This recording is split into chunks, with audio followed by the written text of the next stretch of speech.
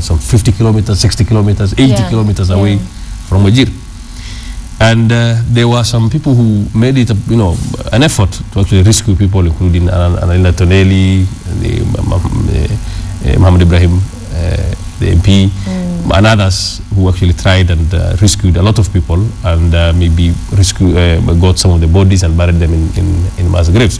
So in the end, they had killed between 1,000 and 3,000. Nobody knows. Yes, the numbers. The numbers. Actually, nobody can give you a definitive number because we are talking about this issue 30 years later. Correct. The first attempt that was made collected about 500 names. And at the time when those names were being collected, to mention the issue of Wagalla was a crime. Yes. You could be jailed for 6 months for saying that your father died at the Wagalla Massacre. So even some of the civil servants that died there, their families tried to claim some of the pension and other things by saying that they died of natural causes. So at the time to collect these names was very hard. So we have about 500 names which people we know. But we don't know how many. And others said at the time there were 1,000 people were killed.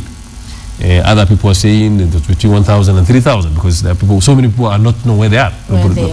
So the significance of this, the fact that it captured world attention, I mean, this was harrowing, what happened in that airstrip 31 years later, and still questions are being asked. Justice, who actually commanded and gave direction as to these particular actions to take place. Why do you think it has taken so long for justice from the Wagalla? I think Wagalla Massacre is just one episode in the history of this country. This country has not come to terms with everything else, with whatever happened to all the people who were assassinated, whatever happened to Garissa, whatever happened to if you read the TGRC report, you will think this country has been at war for 50 years. So we have not.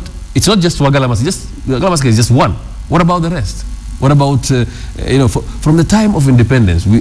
Even the group that fought for independence, the Mau Mau, I think they were proscribed up to a few years ago. They were an illegal organization. So we are a country that lives through. Somebody said, political amnesia or something like. We don't really have a history. Our history is a fake history. We are being taught in school things that didn't exist. We are being given heroic ideas that did not exist. We are actually a society that lives in pain, and we're not being told that in school. If you go to the history that you are taught in school, it's a very rosy one. We fought for independence. We became heroes. We did this. We did that. But in the real sense, if you look at it, what happened after the independence?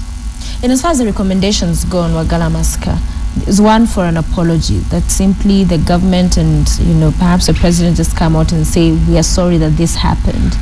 I'm actually surprised that's not happening because the president of this country was not involved in Wagalla or any of those things that happened in the history, in the other history in the 1980s and 70s. The vice president was not. You were young people by then.